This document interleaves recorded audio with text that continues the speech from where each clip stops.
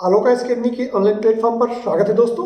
आज जो हम लोग इंडियन कॉन्स्टिट्यूशन की सीरीज शुरू कर रहे हैं, उनमें से प्रेम्बल के बाद अब हम लोग एक जो अनुच्छेद वाइज भाग वाइज टॉपिक को अध्ययन करेंगे। उम्मीद है कि प्रस्तावना आपको सबको समझ में आ गई होगी। प्रस्तावना सोल ऑफ द कॉन्स्टिट्यूशन है और सोल ऑफ द कॉन्स्टिट्यूशन की अभिव्यक्ति आपको फंडामेंटल राइट और नीति निर्देशक तत्वों में आपको दिखाई देगी। यानी कि सोल ऑफ द कॉन्स्टिट्यूशन को हम जानेंगे कि वो एक्सपैंड कहाँ करें, भारत की जो संविधान की आत्मा है वो कहाँ फैल रही, कहाँ लागू हो रही है। तो वो आर्टिकल नंबर जो है 14 से लेकर के और 51 के बीच में एक्सपैंड करती है। लेकिन चलिए वो जब समय आएगा तब आपको पढ़ाएंगे। आज हम लोग बात कर रहे हैं भारतीय संविधान का भाग 1 जो है part 1, the union and it's territory. क्या है? संघ और उसका राज्य क्षेत्र। जब हम देखते हैं कि ये तय करने के लिए भारत में जब संविधान बना तो B.R. अम्बेडकर जी और उनके साथ जो पूरी टीम थी, जिसमें ड्राफ्टिंग कमेटी के जो चेयरमैन थे B.R. अम्बेडकर जी थे, उन लोगों ने सोचा कि क्या लिखा जाए, क्या कहा जाए। पहले वर्ड में ही आपको लगता है संविधान लिखा, आपने पढ़ लिया, ओके, लेकिन देखिए लिखा क्या है? संघ का नाम और राज्य, the name and the territory of the name and territory of the union. Union की, संघ की कौन कौन सा क्षेत्र होगा। राहुल गांधी जी इसी सवाल क्या है कि भारत जो है वो जो है यूनियन है, फेडरेशन नहीं है, क्योंकि टर्म ही है the name and the territory of the union. उसको लेकर के संविधान में एक शब्द को, तभी तो शब्द को लेकर के फिर लोग लड़ जाते हैं और गड़बड़। फेडरेशन शब्द भी होना चाहिए। वो यूनियन को लेकर के दूसरे यूनियन की तरह बात कर रहे हैं, जैसे कि अमेरिका में यूनाइटेड स्टेट्स ऑफ अमेरिका बना है। फिर भी हम लोग समझने का प्रयास करते हैं। क्या कर रहे हैं? Name and territory of the union, संघ का नाम और राज्य क्षेत्र। क्या कर रहे हैं? भारत अर्थात इंडिया। अब इसी में बहुत दिनों तक पर चर्चा हुई, चिंतन हुआ कि भारत का नाम भारत रखा जाए, आज़ादी के बाद जो पहले से था, या अंग्रेजों के समय में जो इंडिया एक पॉपुलर नाम हो चुका था उसे रखा जाए। तो कुछ लोग इस पक्ष में थे कि नहीं, इंडिया का नाम तो इंडिया में, मतलब इस समय अब चल रहा है 200 सालों से इंडिया, तो इंडिया ही रखे। कुछ ने कहा क्यों इंडिया रहे, भारत रहे, सदियों से जो चला है। कुछ लोगों का हिंदुस्तान रहे। तो फिर निकाला गया कि एक टर्म जिसमें जो लेटेस्ट वाला हो और जो ओल्डेस्ट कल्चर है उसको हम लोग माने। भारत का नाम भरत के नाम पर पड़ा था, जो भरत राजा थे भारतवर्ष के, तो उसको ले लिया गया। और जो लेटेस्ट में अंग्रेजों ने उसका इंडिया नाम रखा था, इसीलिए क्या कहा गया? India that is Bharat. But मैं इससे व्यक्तिगत सहमत नहीं हूं, होना क्या चाहिए? Bharat that is also India. लेकिन फिर भी क्या कह रहे? भारत अर्थात इंडिया राज्यों का संघ होगा। India that is Bharat shall be A union of states. Bharat क्या होगा? राज्यों का एक संघ होगा। अनुच्छेद 1 name and territory of the union पे हम लोग पर चर्चा कर रहे हैं। उसमें हम क्या बता रहे हैं कि भारत अर्थात इंडिया राज्यों का एक संघ होगा। और क्या कह रहे हैं? राज्य और उसके राज्य क्षेत्र वे होंगे जो फर्स्ट शेड्यूल में, शेड्यूल्स में अलग पढ़ाऊंगा जो 12 शेड्यूल्स है, लेकिन हम बात करें कि जो पहली अनुसूची में जो राज्यों के नाम दिए गए हैं वो नाम ही भारत दैट इज इंडिया या इंडिया दैट इज भारत में होंगे। दोनों में वैसे तो आगे पीछे कुछ नहीं है, लेकिन जो अंग्रेजी भाषा में ओरिजिनल संविधान लिखा है उसमें लिखा गया India that is Bharat. India जो कि भारत है, होना क्या चाहिए? Bharat that is India. फिर भी चलिए, भारत जो कि इंडिया भी है या इंडिया जो भारत है वो बनेगा कैसे? बोले जो फर्स्ट शेड्यूल है, फर्स्ट शेड्यूल में जो क्या बोलते हैं, जो स्टेट्स उसमें शामिल हैं, उन स्टेट्स को मिला करके हम भारत का निर्माण या इंडिया का निर्माण कर देंगे। शायद उम्मीद है बात आपको समझ में आई होगी। हम क्या कह रहे हैं कि India that is Bharat shall be A union of states. Bharat जो कि इंडिया है वो राज्यों का संघ होगा। क्या कह रहे हैं? Union of states. Rahul Gandhi ने इसी को पकड़ लिया कि भारत यूनियन ऑफ स्टेट्स है, राज्यों का संघ है, जैसे अमेरिका के राज्य। लेकिन शायद उन्हें इतिहास पढ़ना चाहिए। शब्द एक हो जाने से विचार एक नहीं होते। मैं आलोक पांडे हूं, कानपुर में आलोक आईएएस अकेडमी चलाता हूं। क्या आलोक पांडे कानपुर में एक ही होगा? पूरे इंडिया में एक ही है? नहीं है। क्या दोनों एक हो सकते हैं? नहीं हो सकते। इसी तरीके से जब हमने कहा कि shall be A union of states, Bharat राज्यों का संघ होगा, लेकिन बी आर अम्बेडकर जी ने पहले कह दिया था कॉन्स्टिट्यूशन असेंबली में, संविधान सभा में, जिसे बाद में संसद कहा गया, उसमें उसे केंद्रीय विधानसभा कहते थे, उसमें कह दिया था कि भारत वो मनमानी वाला नहीं है। क्या? अमेरिका वाला। देखिए, अमेरिका कई राष्ट्र थे अमेरिका में, उन राष्ट्रों ने, छोटे छोटे राष्ट्र थे, ये तय किया कि इससे तो हमारी आइडेंटिटी वर्ल्ड लेवल पे नहीं जाएगी, तो उन राष्ट्रों ने तय किया कि हम सबको मिला करके एक बड़ा राष्ट्र बनाएंगे। याद रखिए, state, the nation state, America में कई नेशन स्टेट थे, उन्होंने तय किया कि वो एक राज्यों का परिसंघ बनाएंगे, यानी राष्ट्र ने तय किया कि यूनियन बनेगा, केंद्र सरकार बनेगी। ये कई राष्ट्रों ने कहा कि कई राष्ट्रों ने मिलकर के अपने राष्ट्रीय चरित्र की एक साथ जोड़ लिया, जिसे हम यूनाइटेड ऑफ स्टेट्स सही जो है अमेरिका कहते हैं, जो उसे हम तो जो संयुक्त अमेरिका है या यूएसए है, वो कई राष्ट्रों का संघ है। राष्ट्र मतलब नेशंस, कई राज्यों का नहीं। और इसीलिए अमेरिका के राज्यों को वहाँ की सुप्रीम कोर्ट ने कहा है, क्या कहा है, कि जो अमेरिका के राज्य हैं वो अविनाशी राज्यों का अविनाशी संघ होगा, यानी अविनाशी स्टेट है वहाँ। अब क्या हो गया, जो स्टेट, नेशन स्टेट थे, उनकी रियल में अब आइडेंटिटी क्या हो गई, यूनियन बनाने के बाद वो स्टेट्स बन गए, राज्य बन गए। जैसे भारत में स्टेट्स है, नेशन स्टेट की जगह स्टेट के रूप में कन्वर्ट हो जाते हैं। लेकिन क्योंकि उन्होंने नेशन स्टेट ने, कई राष्ट्रों ने मिलकर एक बड़े राष्ट्र का, बृहद राष्ट्र बनाया था, तो उन जो राष्ट्र हैं, उन्होंने राष्ट्रों ने अपने, जब वो राज्य के रूप में परिवर्तित हुए, तो अपने विशेषाधिकार अपने पास रख लिए। समझ में आई बात? इसीलिए अमेरिका के सुप्रीम कोर्ट ने कहा, क्या कहा, कि जो अमेरिका के राज्य हैं वो अविनाशी है, उनका विनाश नहीं हो सकता, उनको उनका शेप नहीं बदला जा सकता। अविनाशी राज्यों का अविनाशी संघ, यानी अमेरिका के जो आज का यूएसए है, उसमें जितने राष्ट्र थे, उन्होंने दो बातें तय की। पहली बात क्या तय की कि हमारी जो हम संयुक्त राष्ट्र जो बना रहे हैं, यूएसए जो बना रहे हैं, ये अविनाशी है। एक बार हम बन जाएगा तो अलग स्वतंत्र होने की मांग हम कोई भी नेशन स्टेट नहीं करेगा। यानी कई राष्ट्रों ने मिलकर जब एक राष्ट्र के रूप में आने की प्रयास की, तो ओथ लिए, वादा किया, ये कॉन्स्टिट्यूशन में लिखा कि अब अमेरिका यूनियन ही रहेगा, अब अलग हम स्वतंत्र, अपने जो अलग स्वतंत्र राष्ट्रों की पहचान है वो हमेशा के लिए खत्म कर देंगे, और कई सौ सालों से वो खत्म है।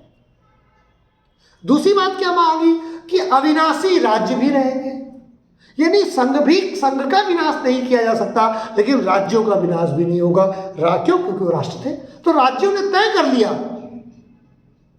कि हम ना तो अपना स्ट्रक्चर बदलने देंगे, यानी अविनाशी राज्य, और ना हम केंद्र का स्ट्रक्चर बदलने देंगे, यानी अमेरिका में अविनाशी राज्यों का अविनाशी संघ हुआ। उम्मीद है मेरी बात समझ में आगे होगी, आप सबको अवश्य आई होगी। फिर हम बात करते हैं भारत में अनुच्छेद 1 में क्या करें, भारत में कि भारत में जो होगा वो विनाशी राज्यों का अविनाशी संघ होगा, यानी यहां संघ बना रही थी राज्यों को एडमिनिस्ट्रेटिव बेनिफिट के लिए, प्रशासनिक फायदे के लिए संघ का निर्माण हो रहा था। चलिए इसको रब कर देते हैं, पहले समझाते हैं, फिर आर्टिकल नंबर 2 और इस पर हम लोग पर चर्चा करेंगे।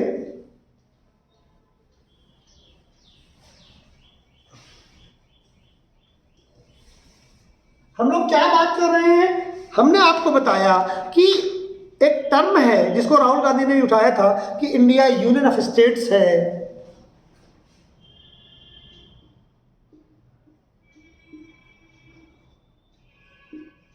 इसलिए राज्यों से पूछे बगैर, उनकी मर्जी के बगैर कोई काम नहीं करना चाहिए। एक तेलंगाना के मुख्यमंत्री हैं चंद्रशेखर राव, वो तो कह रहे संविधान को ही नया लिख दीजिए। क्यों? तो केंद्र के पास अनंत शक्ति है, राज्यों को जैसे चाहता है वो तो चाहता है।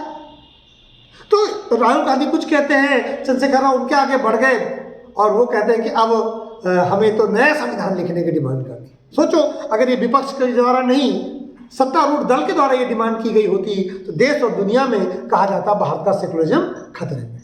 अभी तक कोई परिचर्चा चंद्रशेखर राव में छोटी मोटी परिचर्चाओं के बाद बंद हो गई, कोई जन आंदोलन नहीं हुआ, कोई सड़कों पर नहीं उतरा। तो हमें ये जानना जरूरी है कि यूनियन ऑफ स्टेट्स का क्या मतलब है, ये जानेंगे। तो पहला है, इसे हम यूएसए से जानते हैं, यूनियन ऑफ स्टेट्स यूएसए और union of states India, that is Bharat.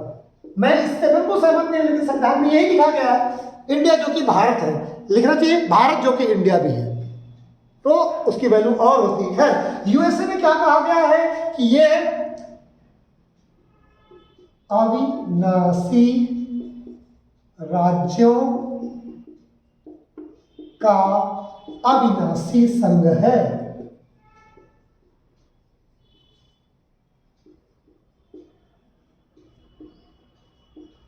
ये कहा गया है। इसमें क्या कहा गया है, विनाशी राज्यों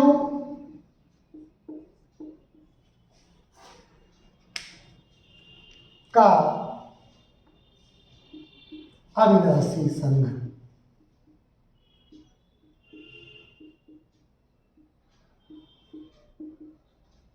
ये कहा विनाशी राज्यों का अविनाशी संघ कहा गया। अब समझिए अविनाशी राज्यों का अविनाशी संघ क्यों, हम पहले बता चुके हैं, क्योंकि यहां राष्ट्रों ने मिलकर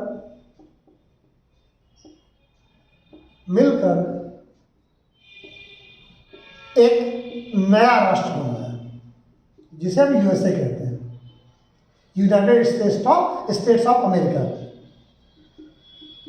यूनाइटेड स्टेट्स है, यानी कई राष्ट्र यूनाइट होकर के एक राष्ट्र बनाते हैं। और भारत में क्या है, विनाशी राज्यों का अविनाशी संघ है। इन्हें इसमें जब राष्ट्र बना या यूनियन बना भारत, तो राज्यों का जो निर्माण किया गया वो नेशन स्टेट के रूप में नहीं था कि नेशन स्टेट थे, ये नेशन स्टेट नहीं थे, ये क्या थे, बनाए गए एडमिनिस्ट्रेटिव थे, प्रशासनिक थे। यानी राज्यों का निर्माण किस लिए किया गया, प्रशासन की सुविधा के लिए।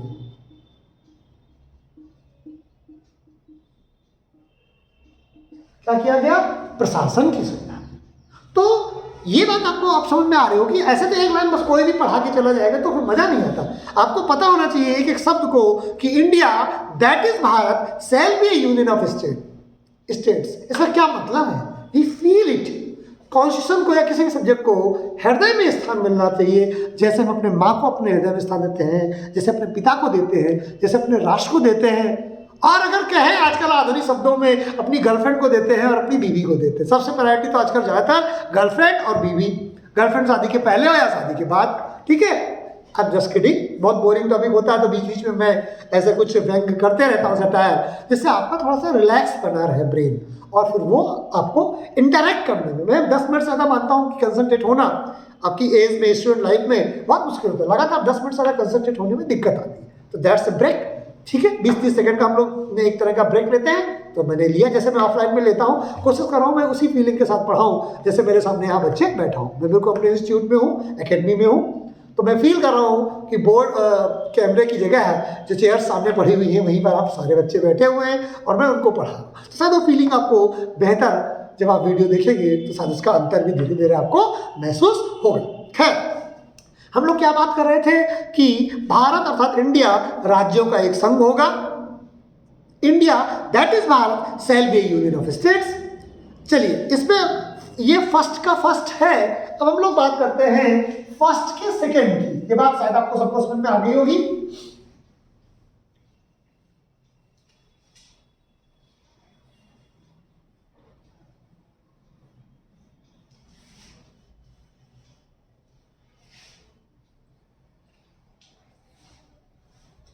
अब हम लोग दूसरी बात करते हैं क्या कि फर्स्ट का जो सेकंड पार्ट है, ये फर्स्ट का एक हो गया। अब आर्टिकल नंबर फर्स्ट का फर्स्ट हो गया। अब हम लोग बात करते हैं फर्स्ट का सेकंड। क्या संविधान में क्या कहा गया है, राज्य और उनके राज्य क्षेत्र में वे होंगे जो पहली अनुसूची में विनिर्दिष्ट है। The states and territories thereof shall be specified in the first schedule. यानी जो राज्य हैं जो प्रशासनिक सुविधा के लिए बनाए गए हैं वो होंगे कहाँ से, तो बोले जो फर्स्ट शेड्यूल, जो 12 शेड्यूल है उसमें फर्स्ट पहली अनुसूची में जो नाम जिनके दर्ज हैं वो सब कहाँ डाले जाएंगे, स्टेट्स में या स्टेट में। ये क्यों डाले जा रहे हैं, एडमिनिस्ट्रेशन के लिए, क्योंकि बात को बांटना पड़ेगा प्रशासन में, केंद्र सरकार थोड़े ना चलाती रहेगी पूरा, ठीक है। उसके बाद फिर क्या कह रहे हैं, आर्टिकल नंबर फर्स्ट का सब क्लॉज 3 कहता है भारत के राज्य क्षेत्र में क्या क्या आएंगे। पहला, एक तो शेड्यूल की बात कर दी, फिर हमने उसे बताया ऑफिसली। थर्ड, फर्स्ट का अनुच्छेद फर्स्ट, थर्ड ए, अनुच्छेद first sub clause 3 sub clause A क्या कहता है, राज्यों के राज्य क्षेत्र। भारत के अंदर क्या क्या आएगा, जो राज्य हैं राज्यों के राज्य क्षेत्र।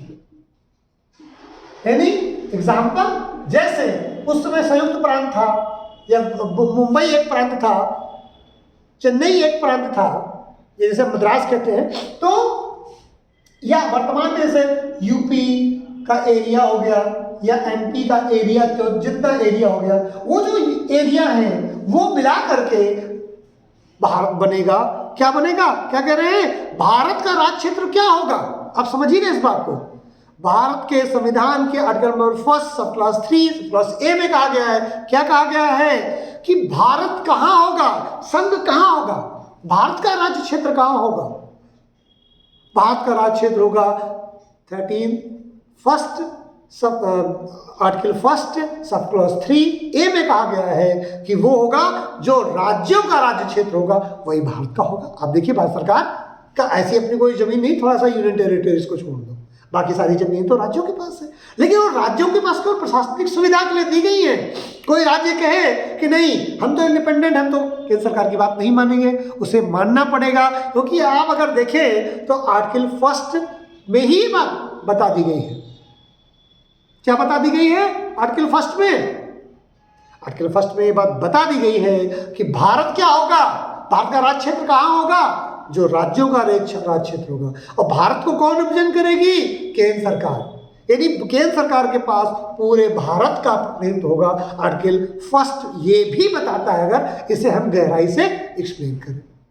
उम्मीद है कि थोड़ा आप इंजॉय भी कर रहे होंगे। हम अभी तक हमने क्या सीखा, हमने सीखा India that is Bharat shall be A union of states. India जो कि भारत है वो राज्यों का संघ होगा, वैसा वाला नहीं जैसा अमेरिका के राष्ट्र राज्यों वाला संघ है, जहां राज्यों की सीमाएं बदल नहीं सकती क्योंकि राज्य पहले राष्ट्र थे। फिर हमने कहा कि भारत का राज्य क्षेत्र क्या होगा, तो बोले भारत का राज्य क्षेत्र वो होगा जो राज्यों का राज्य क्षेत्र होगा। क्यों, क्योंकि भारत में जो स्टेट बनाए गए हैं वो प्रशासनिक सुविधा के लिए बनाए गए हैं, राष्ट्र नहीं था कि मद्रास एक राष्ट्र हो, गुजरात एक राष्ट्र हो, बंगाल एक राष्ट्र हो, ऐसा नहीं था। वो प्रशासनिक सुविधा के लिए बनाया गया था। अंग्रेजों ने पूरे भारत को गुलाम बनाया था और उन्होंने भी प्रशासनिक सुविधा के लिए एडमिनिस्ट्रेटिव स्टेट्स का निर्माण करा था, नेशन स्टेट का नहीं। अमेरिका में नेशन स्टेट था, जिन्होंने कई राष्ट्रों ने मिलकर एक नया राष्ट्र बनाया था, यूएसए। भारत में पहले से जब स्वतंत्रता में मिली तो हम राष्ट्र के रूप में थे और हमने प्रशासनिक सुविधा के लिए उसे राज्य के रूप में निर्मित किया। उम्मीद है मेरी बात समझ में आ गई होगी। फिर हम बात करते हैं अनुच्छेद article first sub clause 3B। क्या कह रहे हैं, the union territories specified in the first schedule.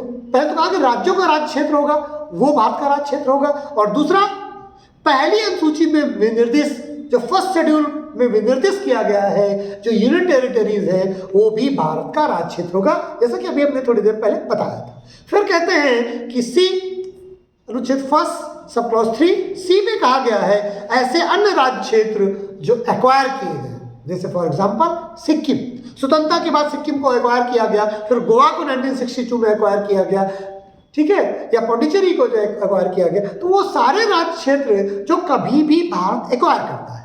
यानी मान लीजिए कि अब हम पीओके को एक्वायर कर लेते हैं 2022-23-24 में, तो क्या होगा, हम उसे आर्टिकल नंबर 1 के तहत स्थान देंगे और फर्स्ट सब क्लॉज 3C में जो बात कही गई है उसके आधार पर जो पीओके है हम उसे अपने राज्य में शामिल कर लें।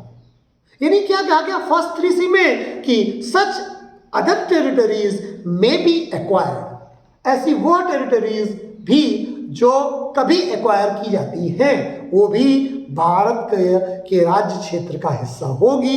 यानी भारत का जो एरिया है द टेरिटरी ऑफ इंडिया में वो राज्य शामिल कर लिया जाएगा जो एक्वायर किया था, जैसे कि सिक्किम है, जैसे कि गोवा है, जैसे कि पांडिचेरी है, जैसे कि पीओके होगा आने वाले समय। तो इस तरह से हम देखते हैं कि आर्टिकल नंबर 1 आपको शायद समझ में आ गया होगा। अब हम बात करते हैं अगला आर्टिकल नंबर 2 का, अनुच्छेद 2 का।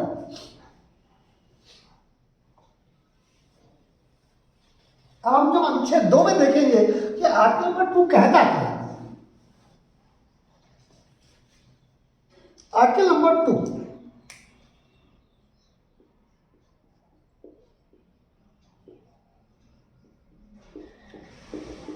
ये क्या कहता है? ये कहता है एडमिशन और एस्टेब्लिशमेंट ऑफ न्यू स्टेट्स।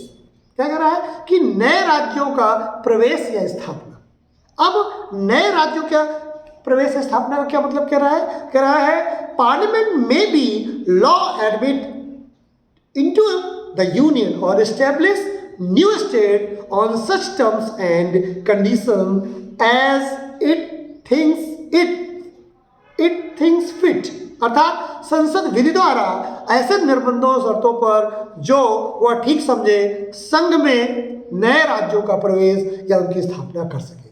यानी संसद कहेगी कि नए राज्यों को शामिल करना है, नए राज्यों को बनाना है, तो वो विधि द्वारा उसका निर्माण कर देगी। यानी ये बात पहले कह दी गई है कि संसद विधि द्वारा ऐसे नियम और शर्तें नियम रहेंगी जो वह ठीक समझे, संसद ठीक समझे कि राज्यों के निर्माण बनाने के लिए क्या शर्तें होनी चाहिए, नए राज्यों का प्रवेश या उसकी स्थापना कर सके। इसको लेकर आर्टिकल 3 इसका एक्सपेंशन है। अनुच्छेद 3 क्या कहता है, या यूं कहें आर्टिकल 2A सिक्किम का संघ के साथ सहयुक्त किया जाना। इसका एग्जाम्पल क्या है, सिक्किम को सहयुक्त करना।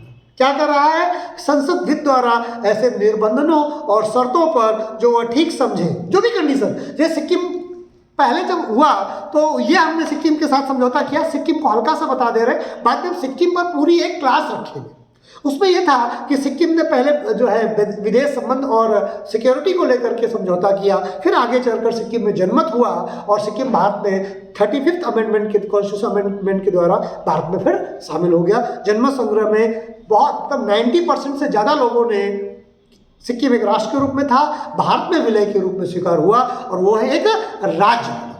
तो इसको लेकर के किन कंडीशंस में बना, क्या बना, उस पर एक हम लोग अलग बात करेंगे। आज हम लोग इस पर चर्चा करेंगे तो क्लास में भटक जाए, फिर मजा नहीं आएगा। फिर भी तो नए राज्यों को कैसे बनाना है, कैसे उसके में शामिल करना है, ये संसद तय करे। यानी पीओके अगर बाद में शामिल होगा तो कैसे शामिल होगा, किन शर्तों में शामिल होगा, ये आर्टिकल 2 में लिख दिया गया है कि भारत सरकार तय करेगी। जब वो शामिल होगा तो भारत राज्य क्षेत्र का हिस्सा हो जाएगा। कैसे हो जाएगा, वो आर्टिकल नंबर 3C के तहत हो जाएगा। लेकिन शामिल कैसे होगा, मान लीजिए कैसी विशेष परिस्थितियां हो, तो जैसे भी शामिल होगा उसमें केंद्र सरकार और संसद तय करेगी, पार्लियामेंट तय करेगी। भारत की पार्लियामेंट को यह शक्ति दी गई है। मान लीजिए जब कोई क्वेश्चन आ जाए कि कोई राज्य भारत में शामिल होगा तो वो किस तरह शामिल होगा, ये कौन करेगा, नंबर 1 भारत की संसद, नंबर 2 भारत की केंद्र सरकार, नंबर 3 भारत का राष्ट्रपति, नंबर 4 राज्यों के साथ सहमति लेकर के भारत की सरकार। अब अगर आप बहुत फैक्चुअल पढ़ते हैं और आप एनालिसिस और चिंतन पर नहीं जाते हैं तो क्वेश्चन गलत हो जाएगा। क्यों? क्योंकि अब डायरेक्ट क्वेश्चन आने बंद हो गए हैं। अब अगर ऑब्जेक्टिव क्वेश्चन भी आता है यूपीएससी यूपीएससी में तो वो भी एनालिसिस बेस्ड होता है, क्रिएशन बेस्ड होता है। डायरेक्ट क्वेश्चन इतने बार इतने एग्जाम में पूछे जा चुके हैं कि अब छोटे मोटे एसएससी रेलवे बैंकिंग में भले आ जाए, बाकी अब उसमें भी नहीं आता। यूपीएससी या यूपीपीएससी जैसे एग्जाम में तो अब नहीं आते, पीसीएसजे में नहीं आते। थोड़ा सा गंभीर चिंतन की जरूरत है, और मैं कोशिश करूंगा कि 60 लेक्चर्स में कवर हो जाए। अगर ज़्यादा भी लगते हैं लेक्चर्स, एक कंप्लीट पैकेज आपको bare act oriented, discussion oriented with the help of bare act, वो आपको पूरा बेयर एक्ट कोशिश करूंगा जो आपके लिए इंपॉर्टेंट है उसको एक सरलीकरण, जितनी भी किताबें भारत में लिखी गई इंडियन कॉन्स्टिट्यूशन की वो सब बेयर एक्ट बेस्ड है। तो मैं एक तरह से वीडियो बेयर एक्ट तैयार कर रहा हूँ, video bare act based book लिख रहा हूँ जो आपको समझाएगा। तो एक तरह से ये बुक निर्माण है जिसमें मैं अपनी मैच्योरिटी से आपको परिचर्चा कर रहा हूँ। अगर मैंने शब्दों में जोड़ दूँ तो किताब के रूप में हो जाएगा, जैसे कि डी बसु या JN पांडे या सुभाष कश्यप, ये लोग भी बहुत मैच्योर लोग हैं। खैर, जब मेरा कभी इतनी मैच्योरिटी बढ़ेगी इन लोगों तक तो मैं भी फिर भारतीय संविधान में बुक लेखन करूँगा। चलिए अब हम लोग बात करते हैं अनुच्छेद नंबर 3 की, आर्टिकल 3। बहुत इंपॉर्टेंट आर्टिकल ये भी रहेगा, तो मैं आपने आपको बता ही दिया है। अब हम बात करेंगे अनुच्छेद आर्टिकल नंबर 3।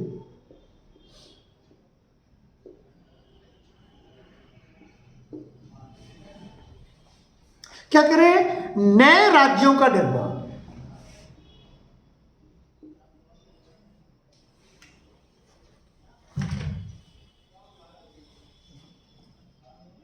नए राज्यों का निर्माण, किसी राज्य का, नए राज्य का निर्माण करना है, और वर्तमान राज्य क्षेत्रों की सीमाओं में परिवर्तन, और वर्तमान राज्य क्षेत्रों की सीमाओं में परिवर्तन।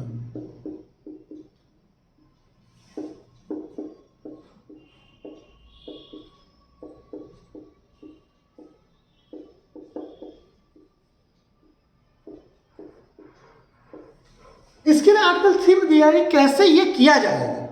तो उसमें क्या क्या संसद वित्त द्वारा क्या करेगी, किसी राज्य क्षेत्र में उसका राज्य क्षेत्र अलग करके अथवा 2 या 2 से अधिक राज्यों को या राज्यों के भाग को मिलाकर एक राज्य क्षेत्र को तोड़ देगा या 2 राज्यों को मिला देगा, कुछ भी करके। ये आप देखेंगे 2001 में अटल बिहारी वाजपेयी जी की सरकार थी। मेरे ऐसे तो हर ब्राह्मण के रिलेटिव कोई ब्राह्मण होता है, बट मेरी बुआ जी के वो नंदोई थे, तो बहुत अच्छा फैमिली रिलेशन है। आप जानते हैं ग्वालियर से संबंध है, और एक मेरी बुआ ग्वालियर में ही ब्याही है। तो या मेरे फूफा जी का बचपन जो असिस्टेंट कमिश्नर से रिटायर हुए उद्योग विभाग में मध्य प्रदेश में, तो वो ग्वालियर में ही उनका जन्म है। तो इस तरह से पक्का वाला रिलेशन है, कहने वाला नहीं था। खैर, तो उन्होंने क्या किया था 2001 में मध्य प्रदेश को काटकर छत्तीसगढ़ बना दिया, बिहार को काटकर झारखंड बना दिया, और आज लगता है मुझे जुकाम सा हो जाएगा, थोड़ी सी लापरवाही कर सॉरी। तो हम तो बात कर रहे थे कि उत्तराखंड को, उत्तर प्रदेश को काटकर उत्तराखंड, 2003 में 3 राज्यों का नया निर्माण हुआ लेटेस्ट में। तो article number 3 sub clause A क्या कहता है कि from a new state by separation of territory.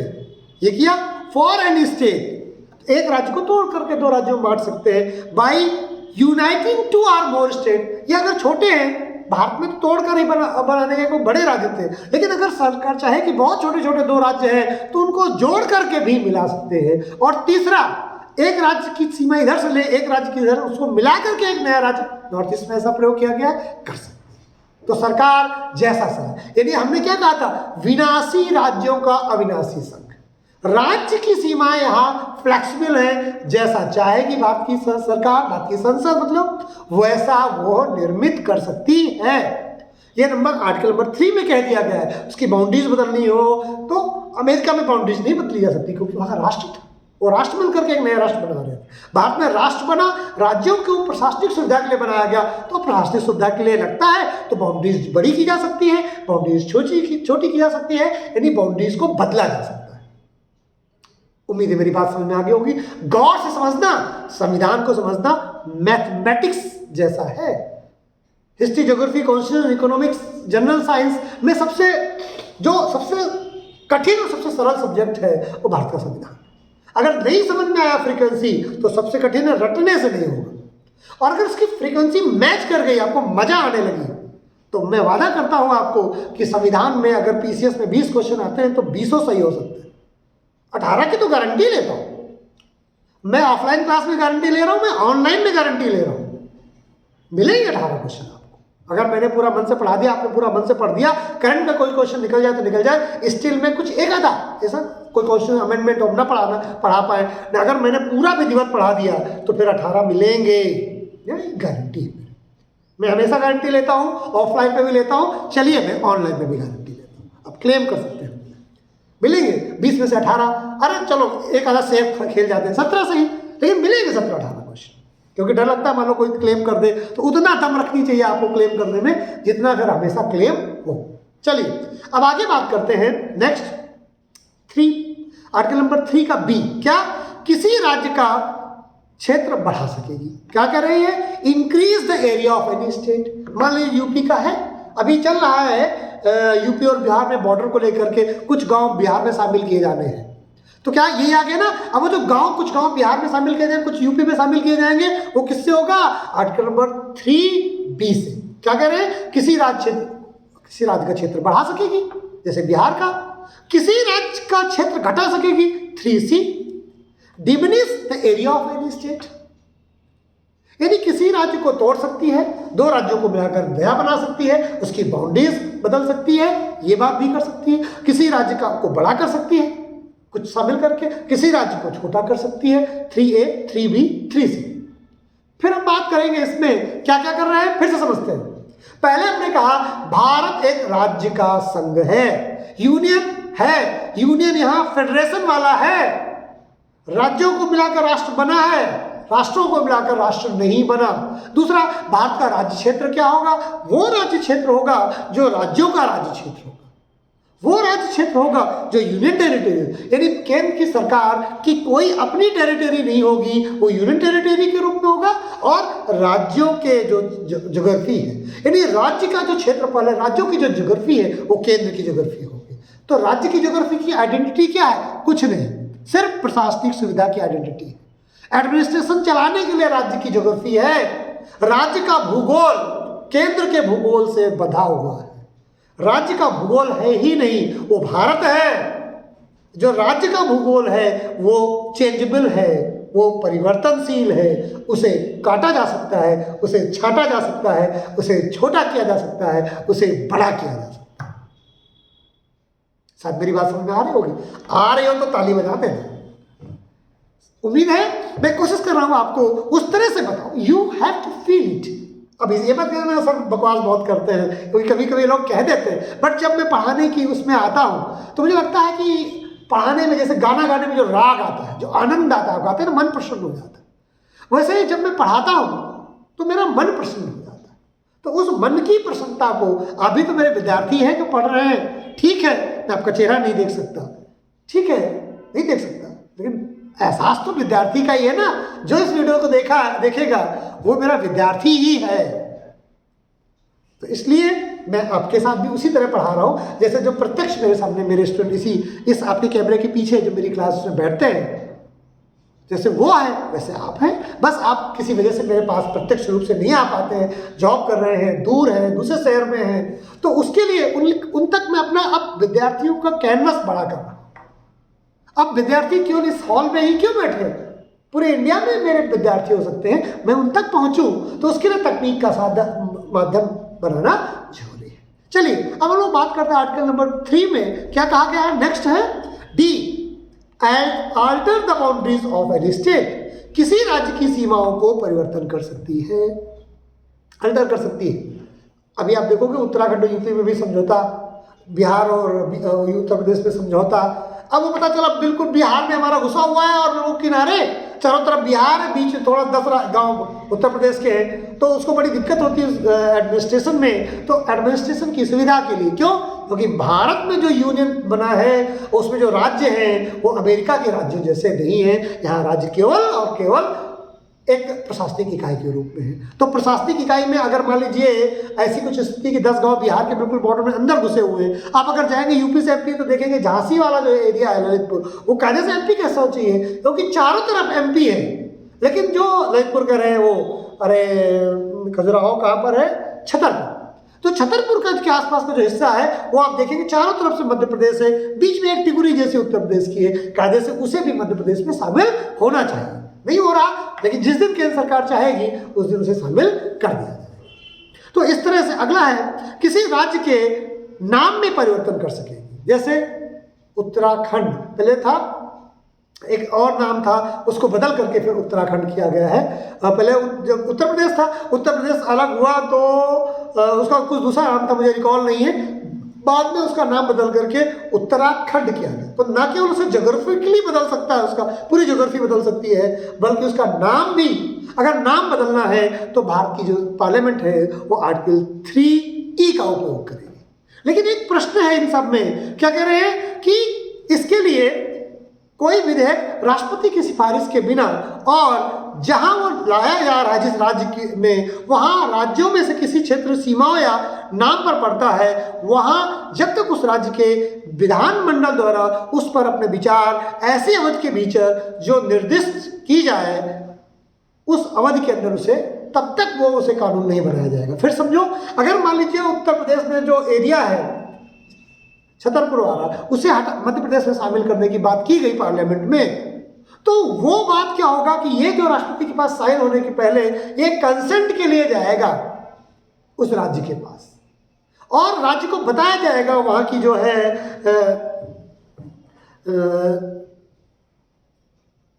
जिस उस स्टेट्स को या उन राज्यों को बताया जाएगा और उनसे कहा जाएगा कि आप इसमें अपने विचार रखिए।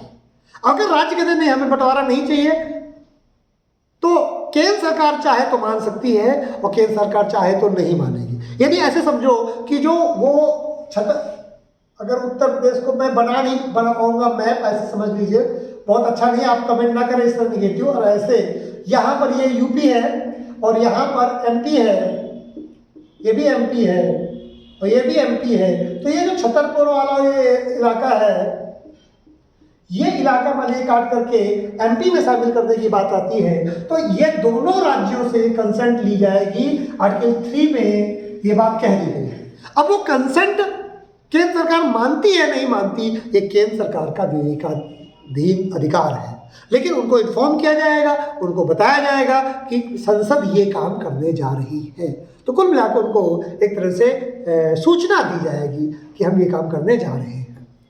तो दोस्तों, शायद आपको जो आज 3 अनुच्छेदों को लेकर के मैं आपके सामने आया हूँ, तीन ही इस एक लेक्चर में इतने ही रहेंगे। धीरे धीरे अगर लगेगा, मैं बहुत ज़्यादा स्पीड पर भरोसा नहीं करता, मैं बहुत ज़्यादा क्वालिटी और डिस्कशन पर भरोसा करता हूँ। स्पीड में क्या होगा, एक क्लास में एक लेक्चर और एक अनुच्छेद और बढ़ जाएगा, लेकिन वो 3 अनुच्छेदों को भी खा जाएगा अगर आपको ढंग से नहीं पढ़ा।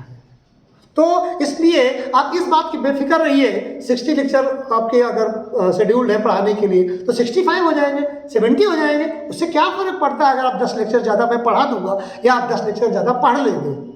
लेकिन अगर आपने ढंग से नहीं पढ़ा तो आपने 50 लेक्चर भी पढ़े 60 की जगह 50, तो 50 लेक्चर की मेहनत आपकी बेकार चली जाएगी। तो दोस्तों, आज जो मैं इंडियन कॉन्स्टिट्यूशन में लेकर के आया हूँ उसमें आर्टिकल नंबर 1, 2 और 3 है। पिछली क्लास में, पिछले लेक्चर में हम लोगों ने प्रस्तावना को पढ़ा था, जिसमें हमने कहा था क्या, चलिए 2 मिनट में रिवीजन करते हैं कि हम भारत के लोग भारत को एक संपूर्ण प्रभुत्व संपन्न समाजवादी पंथ निरपेक्ष तथा लोकतंत्रात्मक गणराज्य बनाने के लिए तथा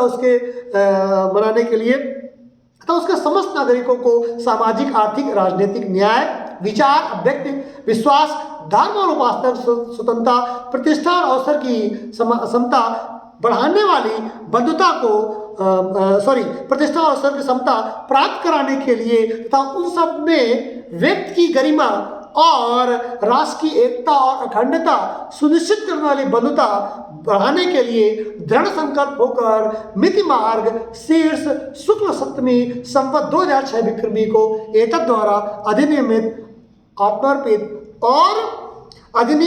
अंगीकृत और आत्मार्पित करते हैं। एक बार यूपीएससी में ये 20 नंबर की आई है, तो comma, inverted comma, full stop, bracket में कहाँ कोई चीज़ें बंद हैं, उसको पूरी तरह से आपको एज इट इज याद करना है। ये प्रस्तावना जब आपको याद होगा, एक बार में याद नहीं होगी, हो सकता है 5 बार में भी याद ना हो, लेकिन सामान्य मानव जो ब्रेन है, जो एक्स्ट्राऑर्डिनरी ब्रेन के लिए तो मैं कुछ नहीं कहता, लेकिन अगर सामान्य मानवीय ब्रेन है 10-15 बार में आप थोड़े दिनों में, या तो ये 2 दिन में हो जाएगा, लेकिन ये आपको कंठस्थ तब होगी जब कंठ भर जाए आपका बोलते बोलते। यानी आज याद करिए, कल रिवीजन करिए, परसों रिवीजन करिए, 5 दिन बाद फिर रिवीजन करिए, 2 मिनट लगते हैं रिवीजन करने में। तो रिवीजन एंड रिवीजन और रिवीजन इतने बार 10-20 बार रिवीजन करिए, जिससे आपको कंठस्थ हो जाए। आप मुझे रात में जगा के पूछे कि एक आधा सब हो सकता है मैं भूल जाऊँ, एक भी हो रही है, लेकिन विद्यार्थी जीवन में जब मैं पढ़ रहा था मुझे कामा इन्वर्टेड कामा के साथ याद था, तो आपको भी कामा इन्वर्टेड कामा के साथ याद होना चाहिए। तो 2 लेक्चर्स में मैंने preamble, article number 1, article number 2 और आर्टिकल नंबर 3 आपको समझाया है, बताया है। अब हम लोग नेक्स्ट जो है टॉपिक जो है वो नेक्स्ट लेक्चर में उठाएंगे और आर्टिकल नंबर 4 से फिर हम भारतीय संविधान को समझने का, जांचने का, परखने का प्रयास करेंगे। बच्चों, आज का लेक्चर यही समाप्त करता है। नमस्कार।